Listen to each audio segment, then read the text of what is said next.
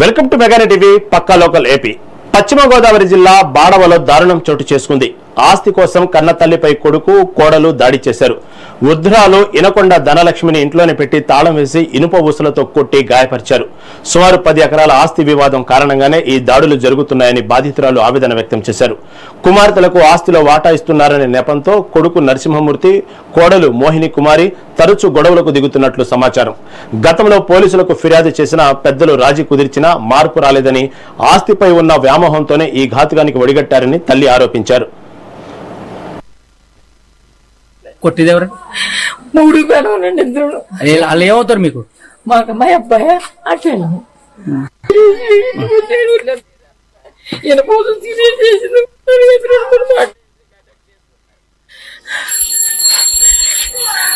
దేని వల్ల మీకు కొడుతుంటా? దీని వల్ల పొలం అంతా నింపేసి పట్టుకోండి. మా ఆయన చచ్చిపోయిన ఆయన ముందు నింపేయించి తీసుకున్నాను. చెరువులు డబ్బులు 2 లక్షలు వచ్చి పట్టుకోండి. రూపాయి ఎత్తలేదు. ఏం చేస్తుంది? అలాగైనా నూరుకుంటే అలాగే ఎడుతుంది. ఇంట్లో 4 లక్షలు అయినా అప్పు చేసుకున్నాం. ఇంకా అందుకంటే ఇంకేం చేయలేను. మరి ఇంట్లో బంధించేస్తున్నారా మిమ్మల్ని? బంధించి తాళం వేసేసి వెళ్ళిపోయాడండి. చూపించారండి. అసలు ఏం జరిగింది? చూపించారండి. అసలు ఏం జరిగింది? ఇప్పుడు దాకా అది నేను మొత్తం కుట్టేసి అది 200 చేసి అటువైపు పూర్తి తిట్టేసి నన్ను నచ్చినట్టు చేసేసి రాయండి. చూడాలి కదండి ఇంటికి ఇప్పుడు మంచిది దాత అయిపోతున్నాయి. గుంటూరు జిల్లా కంచర్లపాలెంలో జరిగిన సంఘటనపై అసత్య ప్రచారాలు చేస్తున్న సోషల్ మీడియాపై కఠిన చర్యలు తీసుకుంటామని తెనాలి రూరల్ సీఐ హెచ్చరించారు. పూర్తి వివరాలు తెలియకముందే కొన్ని ఛానళ్లు దీనిని హత్యగా చిత్రీకరిస్తూ ప్రజల్లో అపోహలు సృష్టిస్తున్నాయని ఆగ్రహం వ్యక్తం చేశారు. ప్రస్తుతం ఈ ఘటనపై సమగ్ర విచారణ కొనసాగుతుందని, దర్యాప్తు పూర్తయ్యాక పోలీస్ శాఖ అధికారికంగా వాస్తవాలను వెల్లడిస్తుందని స్పష్టం చేశారు. ఆధారాలు లేకుండా తప్పుడు కథనాలు ప్రచారం చేయడం చట్టవిరుద్ధమని, ప్రజలు కూడా ఇలాంటి వదంతులను నమ్మవద్దని సీఐ సూచించారు. కంచరపాలెం అవుట్స్కర్ట్స్ వద్ద వాలీబాల్ కోర్టులో ఒక యువకుడు చనిపోయి ఉంటాడు. అట్టి విషయం మీద నిన్న మనము అతన్ని ఇంక్వెస్ట్ చేసి కండక్ట్ చేశాము. కానీ చాలా మందికి దాన్ని నిర్ధారించుకోకుండా చాలా సోషల్ మీడియాలో హత్య అని డైరెక్ట్ గా నిర్ధారించేస్తున్నారు. ఇలాంటి పోలీసు వారు నిర్ధారించకముందే హత్య అని చెప్పడం వల్ల ప్రజల్లో చాలా భయభ్రాంతులు గురవుతున్నారు. చాలా మంది పబ్లిక్ కూడా ఇది హత్య అని చాలా మంది అడగడం జరిగింది. ఇది మనం అప్పుడే నిర్ధారించకూడదు. ఏది కూడా మనం పోస్ట్ మార్టం సిస్టమ్ అంటూ ఉంటది. ఏదో జరిగినప్పుడు ఇన్సిడెంట్ దానికి ఇంక్వెస్ట్ చేసి డాక్టర్ గారు నిర్ధారించిన తర్వాత దాన్ని ఫైనల్ చేయాలి. అలాంటి వాటికి మాకున్న ప్రిలిమినరీ ఎంక్వైరీ ప్రకారంగా మేము అప్పుడు దాన్ని హత్యగా నిర్ధారించట్లేదు. మేము అది హత్యని మేము ఎప్పుడు ఐడెంటిఫై చేయట్లేదు. అందుకని దాంట్లో ఆల్రెడీ ఇంక్వెస్ట్ చేశారు. నేను ఇంక్వెస్ట్ డాక్టర్ గారితో కూడా మాట్లాడాము. దాంట్లో వాళ్ళకి RFSL కోసం, అంటే అతను ఏమైనా తీసుకున్నాడా లేక ఏదైనా దాని గురించి కూడా మనం FSL టెస్ట్ కూడా వెళ్తుంది అనమాట. ఆ FSL టెస్ట్ రిపోర్ట్ వచ్చిన తర్వాత ఫైనల్ చేస్తాం దాంట్లో. అట్లని మీరు ఎవరు కూడా చాలా మంది సోషల్ మీడియా కార్యకర్తలు చెప్తున్నది ఏమంటే, ఎటువంటి విషయమైనా కానీ పోలీసు వారిని సంప్రదించి వాళ్ళు చెప్పిన తర్వాతే అటు వార్తలు ప్రచురించాలి. కానీ మనము భయభ్రాంతులు కలిగించేటట్టు పబ్లిక్ కి చేస్తే మన పబ్లిక్ అవేర్నెస్ కలిగించాలి. కానీ పబ్లిక్ కి డిస్టర్బ్ చేసే విధంగా కలిగించకూడదు వార్త అనేది. నిన్న పాలకుల విధానాల వల్ల ఏపీఎస్ ఆర్టీసీ మనుగడ ప్రశ్నార్థకంగా మారుతుందని ఏఐటీసీ రాష్ట్ర అధ్యక్షుడు రావులపల్లి రవీంద్రనాథ్ ఆందోళన వ్యక్తం చేశారు. ఆర్టీసీ ప్రైవేటీకరణను కార్మికులంతా ముక్తకంఠంతో వ్యతిరేకిస్తున్నారని ఆయన స్పష్టం చేశారు. ఈ అంశంపై భవిష్యత్తు కార్యాచరణను రూపొందించేందుకు ఈ నెల 26న కీలక సమావేశం నిర్వహించనున్నట్లు వెల్లడించారు. ఈ మేరకే ఆర్టీసీ పరిరక్షణ, కార్మికుల సమస్యలపై పోరాటం చేస్తున్న రవీంద్రనాథ్తో మా ప్రతినిధి Narendra face to face. RTC ప్రైవేటీకరణపై పెద్ద ఎత్తున చర్చ జరుగుతుంది. అయితే దీనికి సంబంధించి కార్మిక సంఘాలన్నీ కూడా పూర్తి స్థాయిలో వ్యతిరేకిస్తూ ఉన్నాయి. దానికి సంబంధించి కూడా వాళ్ళ పక్క యాక్షన్ ప్లాన్ సిద్ధం చేసుకుని ముందుకు వెళ్ళబోతూ ఉన్నారు. అయితే దీనికి సంబంధించి మనతో పాటు మాట్లాడేందుకు ఏఐటీయూసీ రాష్ట్ర అధ్యక్షులు ఉన్నారు. ఆయన మనుషులు తీసుకున్న ప్రయత్నం చేద్దాం. సార్ చెప్పండి, ముఖ్యంగా ఆర్టీసీ ప్రైవేటీకరణపై పెద్ద ఎత్తున చర్చ జరుగుతుంది. దీన్ని ఏ విధంగా చూస్తున్నారు? ఆర్టీసీ సంస్థని కాపాడుకునేదానికి కార్మిక వర్గం మొదటి నుంచి ప్రయత్నం చేస్తుంది. ఆ ప్రయత్నాల వల్లనే రాష్ట్ర ప్రభుత్వాలు ఏ ఉన్నా కూడా, గతంలో ఉన్న ప్రభుత్వాలు కానీ ఇప్పుడు ఉన్నటువంటి ప్రభుత్వం కానీ, అక్కడ ఉన్నటువంటి సంస్థలో పనిచేసే ఉద్యోగులు ఏకగ్రీవంగా దాన్ని కాపాడుకోవటానికి సందర్భాలు ఉన్నందువల్లనే ప్రైవేటీకరణ ఆగినాయి. అయితే ఇప్పుడు వచ్చినటువంటి ఈ ప్రభుత్వం ఒక భవిష్యత్తులో ఒక కుట్ర ప్రకారం ప్రయత్నం చేస్తుంది. ఆ కుట్ర ఏమిటంటే, ఇప్పుడు కొత్తగా 300 పైన ఎలక్ట్రికల్ బస్సులు వస్తున్నాయి, బస్సులు తీసుకొస్తున్నాం. ఈ బస్సులన్నిటిని కూడా ఇప్పుడున్నటువంటి డిపోల్లో వాటికి ఛార్జింగ్ పెట్టడం కానీ వాటిని నిల్వ పెట్టడం కానీ సాధ్యం కాదు. అందుకని వీటికి ప్రత్యేకమైనటువంటి స్థలాలు కేటాయించి ఆ స్థలాల్ని మేము ప్రైవేటు వ్యక్తులకు అప్పచెప్పబోతున్నాం. అదేవిధంగా బస్సుల నిర్వహణ కూడా ప్రైవేటు వ్యక్తులకు అప్పచెప్పబోతున్నాం. అందువల్ల అంటే దాదాపు 300 బస్సులు ఈరోజు వస్తున్నాయంటే వరుసలో వస్తూ ఉంటాయి. అంటే పాత టైం అయిపోయినటువంటి బస్సులన్నీ కూడా తొలగిస్తున్నారు. ఇక్కడ ఇంకోటి కూడా ప్రభుత్వం కుట్ర ఆలోచన చేయాల్సింది ఏమంటే, స్త్రీ శక్తి పథకం ద్వారా మహిళలందరికీ కూడా ఈరోజు ఉచితంగా ప్రయాణం అని ప్రకటించారు. ఆ బస్సులు ఏ బస్సుల్లో అలౌ చేస్తున్నారు? పల్లె వెలుగు బస్సుల్లో, ఎక్స్ప్రెస్ బస్సుల్లో మాత్రమే అలౌ చేస్తున్నారు. ఇప్పటికీ ఆ పల్లె వెలుగు బస్సులు, ఎక్స్ప్రెస్ బస్సులన్నీ కూడా సర్వీస్ అయిపోయినటువంటి బస్సులు. అవన్నీ కొత్తగా వచ్చే బస్సులన్నీ కూడా హైటెక్లు, సూపర్ డీలక్స్లు, సూపర్ లగ్జరీలు, ఇప్పుడు మళ్ళీ ఈ ఎలక్ట్రికల్ బస్సులు ఇవన్నీ కూడా కొత్తవి వస్తున్నాయి. అంటే కాలక్రమేణా పాతయన్ని పోయే కొన్ని బస్సుల సంఖ్య తగ్గిపోతూ ఉంది, కొత్తగా వచ్చే బస్సుల సంఖ్య పెరుగుతూ ఉంది. దానివల్ల ఏమవుతుంది, ప్రయాణికులు చాలా ఇబ్బందులు పడుతూ ఉన్నారు. మహిళలకు ఉచితంగా ఎక్కే వాళ్ళటువంటి వాళ్ళు మామూలు ప్యాసింజర్ ఇవన్నీ కూడా ఇబ్బంది పడుతున్నారు.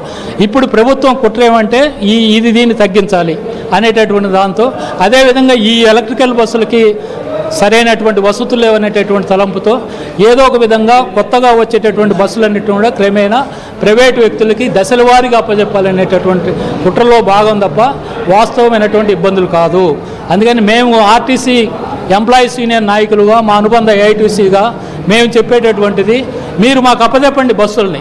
స్థలాలు ఎక్కడున్నాయో మాకు తెలుసు, బస్సుల నిర్వహణ ఎలా చేయాలో మాకు తెలుసు, ఛార్జింగ్ ఎలా పెట్టాలో మాకు తెలుసు, వాటిని ఆదాయంగా వచ్చే విధంగా ఏమి చేయాలో మాకు తెలుసు. మేము నిర్వహిస్తాము, ప్రైవేట్ వ్యక్తులకు అప్పచెప్పొద్దు. మీరు ఈరోజు ఇక్కడ ప్రైవేట్ వ్యక్తులు ఒక ఎలక్ట్రికల్ బస్సుల్లో కాలు పెడితే వాళ్ళకి అప్పచెప్తే నెక్స్ట్ సూపర్ డీలక్స్లు వస్తాయి, నెక్స్ట్ ఎక్స్ప్రెస్లు వస్తాయి, క్రమేణా మొత్తం బస్సులన్నీ పోతాయి, ఆర్టీసీ కార్పొరేషన్ స్థలాలు పోతాయి, ఆస్తులు పోతాయి. అన్నీ కూడా ప్రైవేటు వ్యక్తులకు అప్పచెప్పి ప్రజా రవాణా సంస్థని నిర్వీర్యం చేసేదానికి చేసే కుట్రలో భాగం అనేటటువంటిది మేము దాన్ని గ్రహించాం, దాన్ని స్టడీ చేశాం.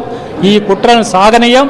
కార్పొరేషన్ల ఉద్యోగులందరూ కూడా ఐక్యంగా ఉద్యమించబోతూ ఉన్నారు. కార్మిక సంఘాలన్నీ కూడా ఐక్యంగా పోరాటాలు చేయబోతున్నాయి. కావున ప్రైవేటు చేసే ఆలోచన విరమించుకోకపోతే ప్రభుత్వ కుట్రల్ని మేము ఎండగట్టి ఈ ప్రైవేటీకరణ కాకుండా పోరాటం చేస్తామని ఈ సందర్భంగా రాష్ట్ర ప్రభుత్వాన్ని హెచ్చరిస్తాము.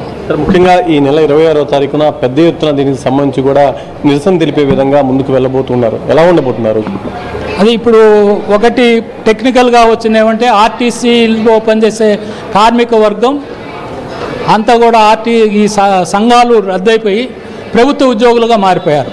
ప్రభుత్వ ఉద్యోగులుగా మారిపోయినప్పుడు ఏమైందంటే, మేము ప్రభుత్వ ఉద్యోగులు ఎవరు సమ్మె చేయడానికి వీల్లేదు, లేకపోతే వాళ్ళు ఆందోళన చేయడానికి వీల్లేదు, నిరసనలు తెలియజేయడానికి వీల్లేదు అనే కాన్సెప్ట్ వాళ్ళకు ఉంటుంది.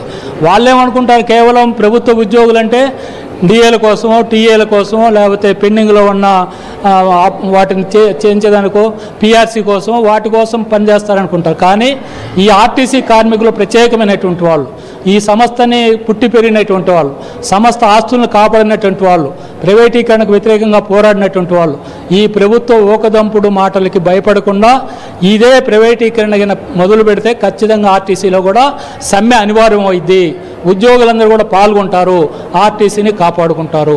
అందుకని ప్రభుత్వం గతంలో ఆలోచన చేయకుండా ఈ ఉద్యోగులు అనేటటువంటి మా ఉద్యోగులు, మా సంస్థ అనే ఆలోచన చేయకుండా మీ ఉద్యోగులు అయినప్పటికీ కూడా వాళ్ళ సంస్థను కాపాడుకునే నైతిక బాధ్యత వాళ్ళకు ఉంది. కాబట్టి 26వ తేదీ ఆ ఉద్యోగులందరినీ కూడా ఆర్టీసీలో పనిచేసే మా ఎంప్లాయీస్ యూనియన్ కాకుండా ఇతర నేషనల్ మజ్దూర్ యూనియన్, ఇతర ఇంకా కొన్ని సంఘాలు ఉన్నాయి, వాళ్ళందరినీ కూడా కలుపుకొని కూర్చోబెడతాం. ఎన్జిఓ సంఘాలను పిలుస్తున్నాం, ఈ ట్రేడ్ యూనియన్లు కూడా పిలిచి అందరం కలిసి సమిష్టిగా భవిష్యత్తు కార్యాచరణను రూపొందించబోతాం. ఇది మొత్తంగా చూసుకుంటే ఏదైతే ఆర్టీసీ ప్రైవేటీకరణకు సంబంధించి కొనకళ్ళ చేసినటువంటి వ్యాఖ్యలపై ఇప్పుడు పెద్ద ఎత్తున చర్చ జరుగుతుంది. అయితే దీనికి సంబంధించి ఆర్టీసీ ప్రైవేటీకరణకు సంబంధించి మేము ఎట్టి పరిస్థితుల్లో ఒప్పుకునేది లేదు. కార్మిక సంఘాలన్నీ కూడా ఏకమయ్యి ఆర్టీసీ ప్రైవేటీకరణ అడ్డుకునే విధంగా ముందుకు వెళ్తాం. ప్రభుత్వం కూడా దీనికి సంబంధించి అడుగులు వేస్తే దానికి తగిన విధంగానే మా యాక్షన్ ప్లాన్ ఉంటుందంటూ కూడా ఇటు ఏఐటీసీ నాయకులు చెప్తున్నటువంటి పరిస్థితి. ఆంధ్రప్రదేశ్లో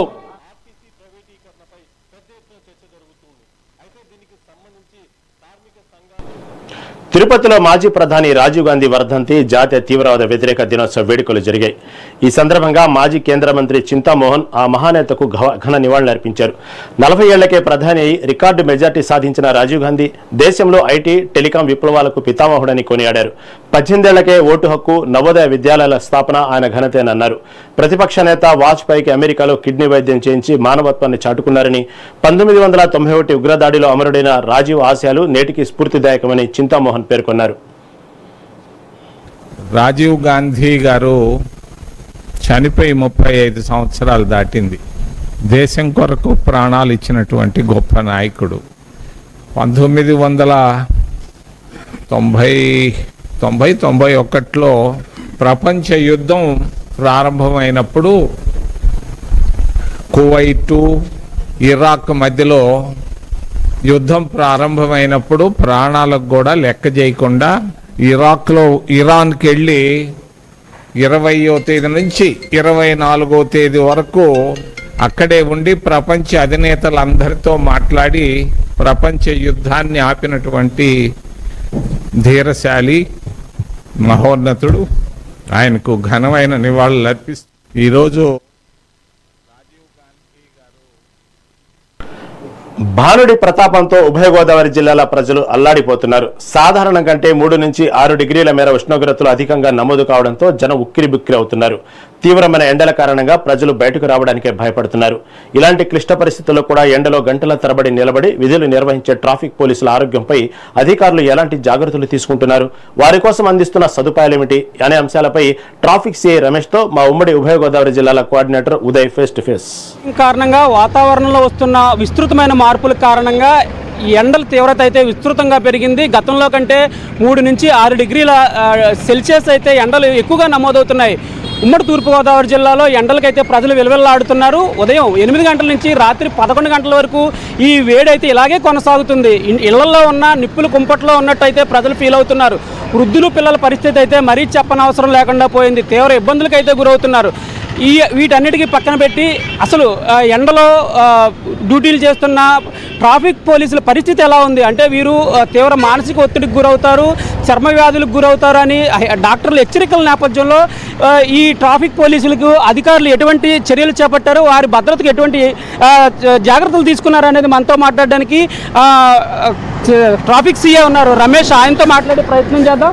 ఇప్పుడు మనం చూస్తున్నాం, ఇప్పుడు కాకినాడ జగన్నాథపురం కూడల్లో ఉన్నాం. ఇక్కడ పోలీసులకు అయితే అధికారులు జాగ్రత్త చర్యలు చేపడుతున్నారు. వారు ఆరోగ్య రీత్యా అలాగే వారు ఉద్యోగ రీత్యా వారు కొన్ని జాగ్రత్తలు అయితే చెప్తున్నారు. ఇప్పుడు మనం ట్రాఫిక్ సీఏ రమేష్తో మాట్లాడదాం. ఆయనతో మాట్లాడదాం. సార్, ఇప్పుడు ఈ వాతావరణ పరిస్థితుల నేపథ్యంలో అధిక ఉష్ణోగ్రతలు అయితే నమోదవుతున్నాయి. సాధారణంగా ఇళ్లలో ఉన్న వాళ్ళే నిప్పులు కుంపట్లో ఉన్నట్టు ఫీల్ అవుతున్నారు. ఇక్కడ కూడల్లో ఎండలో ఉద్యోగం చేసే మీ సిబ్బందికి ఎటువంటి చర్యలు తీసుకున్నారు? సార్, ఇప్పుడున్నటువంటి ఎండల్ని దృష్టిలో పెట్టుకుని మా కాకినాడ జిల్లా ఎస్పీ శ్రీ బిందు మాధవ్ ఐపీఎస్ వారు, అలాగే మనీష్ దేవరాజ్ పాటిల్ వారు మెన్ వెల్ఫేర్ విషయంలో నేను ముందుంటానని, వీరందరికీ కూడా ఈ ఎండలో రోడ్డు మీద ఉన్నటువంటి ఎండలో ఉద్యోగం చేయాలి కనుక అందరికీ క్యాప్స్, స్పెట్స్, అలాగే దాంతోపాటు ఒక వాటర్ బాటిల్, అలాగే బండి మీద ప్రయాణం చేసినప్పుడు ఇబ్బంది పడకూడదని చెప్పేసి ఒక హెల్మెట్ కూడా ఇవ్వడం జరిగింది. లేటెస్ట్గా ఈ ఎండలు బాగా పెరిగినందువల్ల దీంతోపాటు మజ్జిగ బాటిల్స్ ఇస్తున్నాము. దాంతోపాటు ఎలక్ట్రాల్ ప్యాకెట్స్ కూడా మా యొక్క ఎస్పీ గారు ఇచ్చినటువంటి ఆదేశాల ప్రకారం వారందరూ ప్రతి మెన్కి కూడా ఇబ్బంది లేకోకుండా వాళ్ళకి పంచుతున్నాము. వీళ్ళని కూడా రోడ్ని పక్కనే సెట్ నేడు నుండి వీళ్ళ ప్రికాషనరీస్ తీసుకుంటూ వాళ్ళని విధుల్లో ట్రాఫిక్ జామ్ కాకుండా చూసుకోమని చెప్తున్నాం. సార్, ఇప్పుడు మనం చూస్తున్నాం ఇక్కడ కొన్ని షెడ్లు అయితే నిర్మించారు తాటాకులతో. మీ మెన్ కోసం మీరు ప్రత్యేక రక్షణ చర్యలు చేపట్టినట్టు అర్థమవుతుంది. అంటే ఇలాంటి రక్షణ చర్యలు ఇంకా కాకినాడలో మొత్తం మీద ఎంతమందికి అయితే ఏర్పాటు చేశారు? అంటే ఏమవుతుందంటే సార్, ఇవి కొన్ని ప్రదేశాల్లో మాత్రమే ఇవి పెట్టడానికి అవకాశం ఉంటుంది. ఎందుకంటే లేకపోతే ట్రాఫిక్ జామ్ అవుతుంది అనే ఉద్దేశంతో మెయిన్ ఖాళీగా ఉన్న ప్రదేశాలన్నింటిలోనూ కూడా మేము ఈ విధంగా చల్లగా ఉండడం కోసమని ఏర్పాటు చేయడం జరిగింది. మా పై అధికారులు ఏది చెప్పినా ఇమీడియట్లీ ఇంప్లిమెంట్ చేస్తున్నాము. మెన్ వెల్ఫేర్ విషయంలో ముందుంటున్నాము. అలాగే ఎండల దృష్టిలో పెట్టుకుని మా యొక్క ప్రతి కానిస్టేబుల్స్కి, ఆఫీసర్స్కి అందరికీ కూడా చాలా హెల్త్ ఇష్యూలో చాలా కాన్షియస్గా ఉండాలని కూడా వారందరికీ తెలియజేస్తారు. అంటే ఇప్పుడు అధిక ఉష్ణోగ్రతలే కారణం కాకుండా వెహికల్స్ నుంచి వచ్చే వేడి కాలుష్యం వల్ల కూడా ఇక్కడ ఉన్న ట్రాఫిక్ పోలీసులు అయితే తీవ్ర మానసిక ఒత్తిడికి గురవుతారు, చర్మ వ్యాధులు వస్తాయని డాక్టర్లు హెచ్చరిస్తున్నారు.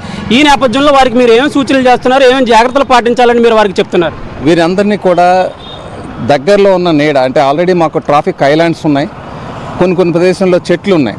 ఆ ఐలాండ్స్లో చల్లగా ఉంటే అక్కడ నుంచోండి, లేదా చెట్టు నీడ నుండే ఉద్యోగం చేయండి. ముందు మీ హెల్త్ ఇష్యూ మట్టికి పర్ఫెక్ట్గా ముందు ప్రికాషనరీస్ తీసుకోండి. ఏదన్నా జామ్ అవుతుందన్నప్పుడు రోడ్డు మీదకి వచ్చి ఇమీడియట్లీ చేయండి. నీడ నుండే ఉద్యోగం చేయమని చెప్తాను. ఒక పక్క ఉద్యోగం, మరో పక్క ఆరోగ్యం, రెండు సమతుల్యత పాటిస్తూ ప్రజలకు ఏ ఇబ్బందులు లేకుండా ఉద్యోగ బాధ్యతలు నిర్వహించాలని చెప్తున్నారు. అంటే రాబోయే కాలంలో ఎల్లో అలర్ట్, అంటే 20వ తారీఖు వరకు మనకి ఎల్లో అలర్ట్ అయితే ప్రకటించారు. భారత వాతావరణ శాఖ హెచ్చరికలు జారీ చేసింది. తీవ్రమైన వడగాల్పులు, వేడి, ఎండ అయితే ఉంటుంది అని చెప్పడం జరిగింది. అంటే రాబోయే కాలంలో కూడా మీరు చెప్తున్న ఇవే ప్రికాషన్స్ అన్ని ఫాలో అవుతారా? వారికి ఇవే విధంగా సరఫరా చేస్తారా? తప్పకుండా అండి. ప్రతిరోజు కూడా ప్రతి పాయింట్కి 2 మజ్జిగ ప్యాకెట్లు, మజ్జిగకు సంబంధించిన బాటిల్స్లో వాళ్ళకి నీట్గా మేము తయారు చేయించే వారికి డిస్ట్రిబ్యూట్ చేస్తున్నాము. ఎలక్ట్రాల్ ప్యాకెట్లు కూడా ఇచ్చాము. ఇంకా ప్రికాషనరీ మెజర్స్ మేము ఇంకా తీసుకుంటాం. ఒక పక్క ఉద్యోగం, మరో పక్క ఆరోగ్యం, ఈ రెండింటిని సమతుల్యం చేస్తూ తమ మెన్కైతే ఎటువంటి ఇబ్బందులు లేకుండా ఇప్పటికే అన్ని చర్యలు చేపట్టామని, ఉన్నతాధికారుల ఆదేశాల మేరకు అన్ని భద్రతా చర్యలు చేపట్టామని సీఏ రమేష్ చెప్తున్నారు. అలాగే వారికి ఒక ఎలక్ట్రాల్ ప్యాకెట్, ఒక లీటర్ మజ్జిగ బాటిల్తో పాటు హెల్మెట్, గాగుల్స్, క్యాప్ కూడా అందించాము. వారు నీళ్ళలోనే ఉండి ఈ ఉద్యోగ బాధ్యతను అయితే నిర్వహించాలి. రాబోయే కాలంలో ఉష్ణోగ్రతలు మరింత పెరిగే అవకాశం ఉన్నందున ఎటువంటి ఇబ్బందులు పడకుండా ఉద్యోగ బాధ్యతను సక్రమంగా నిర్వహించాలని ఉన్నతాధికారుల ఆదేశం మేరకు తమ మెన్ అయితే జాగ్రత్తలు పాటించాలని కోరుతున్నామని చెప్తున్నారు. ఇప్పటికే మనం చూస్తున్నాం, ట్రాఫిక్ కోడల్లో ఉన్న కానిస్టేబుల్కి అయితే మజ్జిగ ప్యాకెట్లు, అలాగే ఓఆర్ఎస్ ప్యాకెట్లు, హెల్మెట్లు, గాగుల్స్, క్యాప్ అయితే పంచిపెట్టడం జరుగుతుంది. రాబోయే కాలంలో ఇదే చర్యలు కొనసాగుతాయి. ఎండ తీవ్రత తగ్గే వరకు మెన్ జాగ్రత్తగా చూసుకోవడానికి అధికారులు ఆదేశించారు. అదే పద్ధతి ఫాలో అవుతామని సీఏ రమేష్ బాబు చెప్తున్నారు. మెగా న్యూస్ కోసం వీడియో జర్నలిస్ట్ దొరబాబుతో ఉదయ్, కాకినాడ నుంచి. Tirupati urban development authority chairman గా ఏడాది పూర్తి చేసుకున్న సందర్భంగా డాలర్స్ దివాకర్ రెడ్డి తన పదవీ కాలపు అభివృద్ధి పనులకు వివరించారు. తనపై నమ్మకంతో బాధ్యతలు అప్పగించిన సీఎం చంద్రబాబు, మంత్రి లోకేష్లకు కృతజ్ఞతలు తెలిపారు. గత 365 రోజులుగా తిరుపతి పట్టణాభివృద్ధి మాస్టర్ ప్లాన్ అమలుపై ప్రత్యేక దృష్టి పెట్టామన్నారు. అనధికార లేఅవుట్లపై అవగాహన కల్పించి ఆదాయాన్ని పెంచడం ద్వారా అప్పుల్లో ఉన్న తుడాను లాభాల బాటలోకి తెచ్చి ప్రస్తుతం ఖాతాలో 120 కోట్ల రూపాయల నిల్వ ఉంచామని వెల్లడించారు. ఎమ్మెల్యేల సహకారంతో అన్ని నియోజకవర్గాల అభివృద్ధికి ప్రణాళికలు సిద్ధం చేసినట్లు పేర్కొన్నారు. విధంగా ఏ డే విత్ టుడా చైర్మన్ అనే ప్రోగ్రాం పెట్టి ఒక కాన్స్టిట్యున్సీలోకి నేనే వెళ్ళి అక్కడ ఎమ్మెల్యే గారితో, పార్టీ కేడర్తో, అధికారులతో అన్ని మండలాలు మార్నింగ్ ఉదయం నుంచి సాయంత్రం వరకు అక్కడే తిరుగుతూ అక్కడ వాళ్ళకి ఏమేమి ప్రాబ్లమ్స్ ఉన్నాయి, వాళ్ళు ఏమేమి టుడా నుంచి మనం సహకరించవచ్చు, పంచాయతీలో డ్రైన్స్ ప్రాబ్లమ్స్ ఉన్నాయా, లేకపోతే రోడ్స్ ప్రాబ్లమ్స్ ఉన్నాయా, స్ట్రీట్ లైట్స్ ప్రాబ్లమ్స్ ఉన్నాయా, డ్రింకింగ్ వాటర్ ప్రాబ్లం ఉందా, టుడా ఎంతవరకు మనం సహకరిస్తామని చెప్పేసి అని కూడా కాళాస్త్రి, సూలూరుపేట కాన్స్టిట్యున్సీ, గూడూరు కాన్స్టిట్యున్సీ, ఈ 3 కాన్స్టిట్యున్సీలు కూడా ఒక్కరోజు ఫుల్ కూడా ఉండి కూడా ఒక్కొక్క రోజు ఈ డే విత్ టుడా చైర్మన్ కూడా ఫస్ట్ టైం రాష్ట్రంలోనే ఈ మా తిరిగేసి వాళ్ళు డెవలప్మెంట్స్ చేయడం కూడా జరిగింది. అదేవిధంగా ఇంకా డెవలప్మెంట్స్ విషయంకి వస్తే మీకు అందరూ తెలుసు, ఇన్ని రోజులు టుడా అంటే ఏదో ఒక కాన్స్టిట్యున్సీకి పరిమితం అయిపోయింది, లేదంటే ఒక వీధికి పరిమితం అయిపోయింది, ఒక చిన్న పనులు చేసుకోవడం అనే లెవెల్ని తీసుకెళ్ళి టుడాని ఆంధ్ర రాష్ట్రంలోనే నెంబర్ 1 పొజిషన్కి తీసుకొచ్చేదానికోసం నేను నాతో పాటు అందరూ కూడా కష్టపడి చేశారు. అందులో భాగంగానే సుమారుగా 71 వర్క్స్ శాంక్షన్ చేశాము, 6 కాన్స్టిట్యున్సీ శాంక్షన్ చేశాము, తిరుపతి కాన్స్టిట్యున్సీకి 6.5 కోట్లు చేశాము, చంద్రగిరి కాన్స్టిట్యున్సీకి 18 కోట్ల 20 లక్షలు శాంక్షన్ చేశాము, నగిరికి 1 crore శాంక్షన్ చేశాము, సూలూరుపేటకి 1.5 crore శాంక్షన్ చేసినాము, శ్రీకాళహస్తికి 9.5 lakhs చేశాము, సత్యవేడికి 1.58 lakhs చేశాం. సో కాబట్టి అన్ని కాన్స్టిట్యున్సీలు కూడా సమానంగా డెవలప్ కావాలనేసి కూడా చేశాను. ఇంకా మిగిలిన జీడీ నెల్లూరు కాన్స్టిట్యున్సీ సంబంధించి కూడా ఎమ్మెల్యే గారు ఇన్వైట్ చేస్తున్నారు, వెంకటగిరి కూడా చేస్తున్నారు. 2 కూడా దాని మీద కూడా వర్క్ జరుగుతుంది. కాకినాడ జిల్లా ప్రత్తిపాడు నియోజకవర్గంలో షాడో పాలన సాగుతోందనే ఆరోపణలు తీవ్ర కలకలం రేపుతున్నాయి. ఎమ్మెల్యే సత్యప్రభ విదేశీ పర్యటనలో ఉన్న సమయంలో ఎలాంటి అధికారిక హోదా లేని ఆమె సన్నిహితుడు యాళ్ల జగదీష్ టీడీపీ కార్యాలయంలో 4 మండలాలు ఎంపీడీఓలతో సమీక్ష నిర్వహించడం వివాదాస్పదంగా మారింది. అభివృద్ధి పనులు నిధుల వినియోగంపై పార్టీ ఆఫీసులో అధికారులను కూర్చోబెట్టడం ప్రజాస్వామ్య వ్యవస్థకు విరుద్ధమని విమర్శలు వస్తున్నాయి. ప్రభుత్వ ఎంపీపీ నిర్వహించిన అధికారిక సమావేశానికి ముఖం చాటేసిన అధికారులు ఈ ప్రైవేట్ భేటీకి హాజరు కావడంపై అనుమానాలు వ్యక్తమవుతున్నాయి. కాంట్రాక్టులు, సెటిల్మెంట్లు, అక్రమ వ్యాపారంలో జగదీష్ జోక్యంపై జిల్లా ఉన్నతాధికారులు విచారణ జరపాలని స్థానికులు డిమాండ్ చేస్తున్నారు.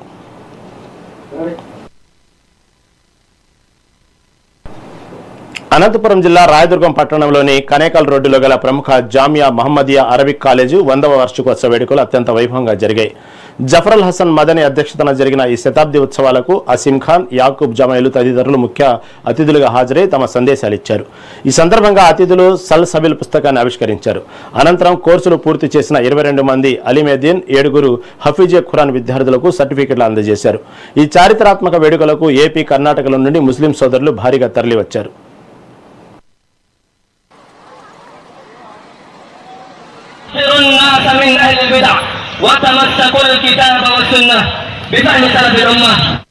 तलबा ने हिफ्ज़ कुरान को मुकम्मल किया है, उनके दरमियान बड़ी खुसूसियत और खूबी ये है कि पहले दिन से लेकर आज जो 100 साला इजलास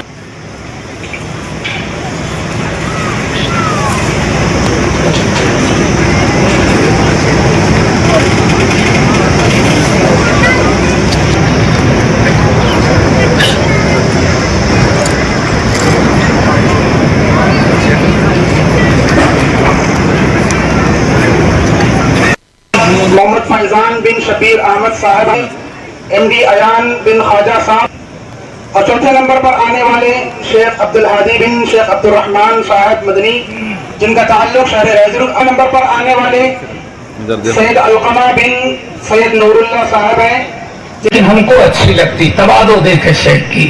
अरे ये मन तवादा लिल्लाहि रफाहुल्लाह, जो तवादो इख्तियार करता है अल्लाह उसको और दोस्तों बड़े लोग खिताब करते खिताब देखो, होना ये चाहिए कि हमारे पास टेलीफोन करते हैं कि आप आइए, आपको हम दावत देते हैं, चाहते हैं कि आप हमारे यहाँ आए, और फिर कहें कि शहीद जफर आपके शागिर्द भी आ रहे हैं। लेकिन बड़ी अजीब सी बात है, लोग हमसे उल्टा कहते हैं कि आप जरूर आए क्योंकि शहीद जफर आ रहे हैं। हमें अल्लाह ताला वैसे बनाए जैसे आप लोगों को पब्लिक जानती है। दुआ करो मेरे भाइयों, हम तो कह रहे थे टाइम ज्यादा हो गया है क्योंकि తిరుపతిలో రాజకీయ విమర్శలు మరోసారి తీవ్ర స్థాయికి చేరాయి. వైసీపీ నేత భూమన కరుణాకర్ రెడ్డి, ఆయన కుమారుడు అభినయ్ రెడ్డిలపై టీడీపీ సీనియర్ నేతలు శ్రీనివాస్, శాప్ చైర్మన్ రవినాయుడు తీవ్ర ఆరోపణలు చేశారు. భూమన కుటుంబానికి చెందిన ఇళ్లు, ఆస్తుల్ని కబ్జా ద్వారా సంపాదించినవేనని, తనపల్లె సమీపంలో గుర్రపు స్వారీ కోసం 5 ఎకరాల భూమిని కబ్జా చేశారని మండిపడ్డారు. తిరుపతిలో రౌడీయిజం, గంజాయి, స్మగ్లింగ్ వ్యవహారాల వెనుక భూమన అనుచరులు ఉన్నారని ఆరోపించారు. కార్పొరేషన్ ఎన్నికలతో పాటు ఏ ఎన్నికలు కూడా ప్రశాంతంగా జరగనివ్వలేదని, వీరి భూ కబ్జాల వ్యవహారాలను ప్రజల ముందుకు తీసుకెళ్తామని హెచ్చరించారు. రవినాయుడు మీద, నా మీద కబ్జా ఆరోపణలు కొంతమంది చేస్తున్నారు. అది ఎవరో కాదు, పెద్ద గంజాయి రెడ్డి, చిన్న గంజాయి రెడ్డి. మా ఫోటోలు వేసి ఏదేదో ప్రచారాలు ఇవే ఒక రకంగా కాదు, అన్ని రకాలుగా మేము ఏదో కబ్జా చేశామని చేస్తున్నారు. అసలు విషయం ఏంటంటే, ఆ రోజు కొంతమంది మీడియా మిత్రులు మా దగ్గరకు వచ్చారు, రవినాయుడిని నన్ను కలిశారు. దానికి ముందే మినిస్టర్ గారిని, లోకేష్ గారిని అందరినీ కలిసి వాళ్ళ దగ్గర పర్మిషన్ తీసుకొని పలానా చోట భూమి ఉంది మేము చేసుకుంటాము అంటే సానుకూలంగా స్పందించారు వాళ్ళు. ఆ తర్వాత రవినాయుడిని నన్ను కలిశారు వాళ్ళు వచ్చి, మీడియా మిత్రులందరూ కలిసి మాకు ఇట్లా పలానా చోట భూమి ఉంది, దాన్ని సర్వే చేసుకోవాలి, అక్కడికి వెళితే మమ్మల్ని రానివ్వడం లేదు, కొంచెం సాయం చేయమని చెప్పారు. దానికి రవి నేను ఇద్దరం ఏం చేశాము, జేసీబీలు కావాల్సిన వస్తువులన్నీ పంపించి మనుషులు కూడా పంపించాం.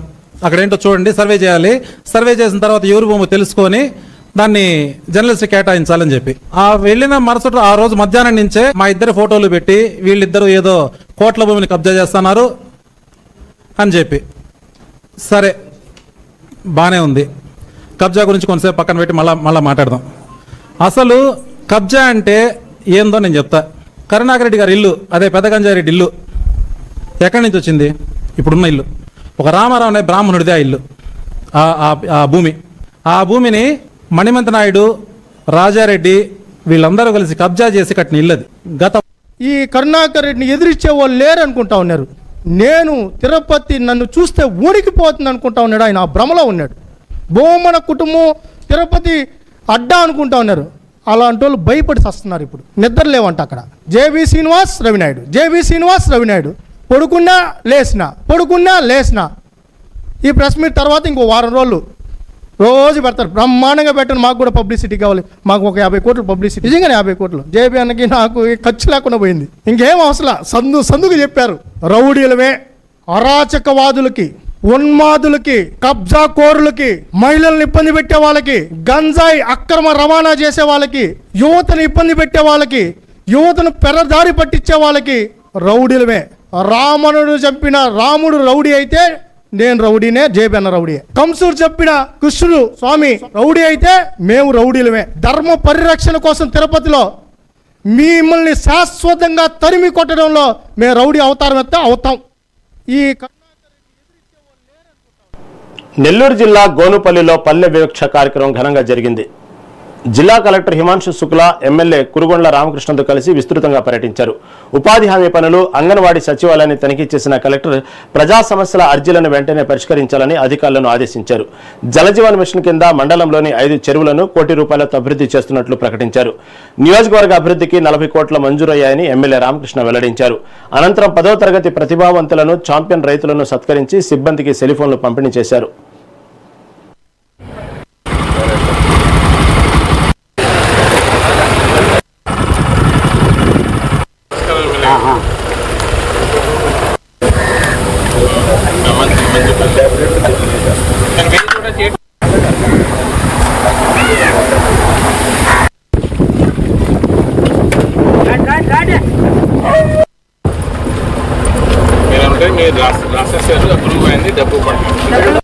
అదేవిధంగా గౌరవ శాసనసభ్యులు, అదేవిధంగా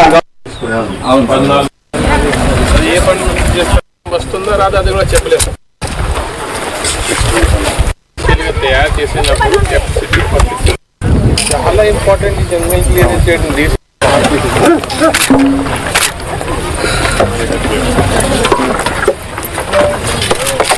స్థాయిలో ఎస్ఎస్సి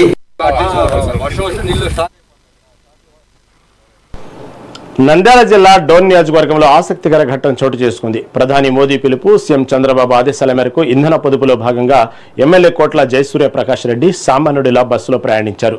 లద్దగిరి నుండి డోన్ వరకు సుమారు 2.5 గంటల పాటు ఎమ్మెల్యే ఆర్టీసీ బస్సులో ప్రయాణించి అందరినీ ఆకట్టుకున్నారు. ఈ సందర్భంగా బస్సులోని ప్రయాణికులతో ఎమ్మెల్యే ముచ్చటించారు. పర్యావరణ పరిరక్షణ, దేశ ప్రగతికి ప్రతి ఒక్కరూ ఇంధనాన్ని పొదుపు చేయాలని ఎమ్మెల్యే సూచించారు.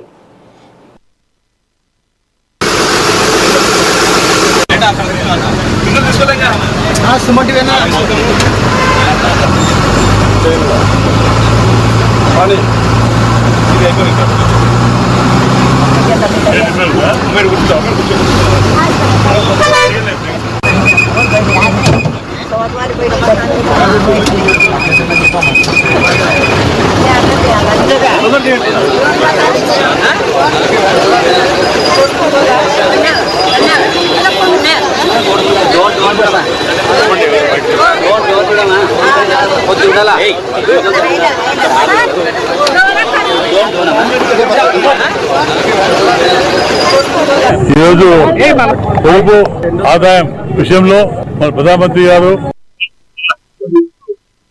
పిలిపించారు కాబట్టి 10 నుండి రావడం జరిగింది. 4 గంటల ప్రయాణం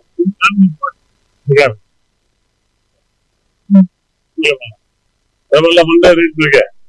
తగ్గాలంటే ప్రతి కూడా ఇందుని పొదుపు చేసుకుంటే పబ్లిక్ ట్రాన్స్పోర్ట్ సిస్టమ్ తిరిగామని చెప్పి మోదీ గారు మన చంద్రబాబు ఆదేశించారు. మేము బయలుదేరాం. ఇది ఒక కారు నమ్మడ కారు లేదు, అంతా బస్సు వచ్చేస్తాం. ఇది ఒక మంచి పద్ధతి. అయితే గతంలో పోల్చుకుంటే జనాభా పెరిగిపోతుంది. జనాభా దగ్గర అధిక పరిస్థితి దెబ్బతింది మనకు. కాబట్టి ఇప్పుడు మనం ప్రతి ఒక్కరు కూడా నెలకు 1 వీక్ 65 వెహికల్స్ అందరూ కూడా, ఎంప్లాయీస్ కానివ్వండి, పోలీసు కానివ్వండి, పేపర్ కానివ్వండి, ప్రతి ఒక్కరు కూడా, రైతులు కానివ్వండి, అన్ని పార్టీస్ కలిసి నెలకు రాబోయే సంవత్సరాల్లో తప్పకుండా ఆర్థిక పరిస్థితి బాగుంటుంది. ఆర్థిక పరిస్థితి బాగుంటేనే మనకు రాష్ట్రం, దేశాన్ని అభివృద్ధి పొందే అవకాశం ఉంది. రైట్, ఇవి ఇప్పటి వరకు ఉన్న పక్క లోకల్ అప్డేట్స్. చూస్తూనే ఉండండి మెగా 9 టీవీ.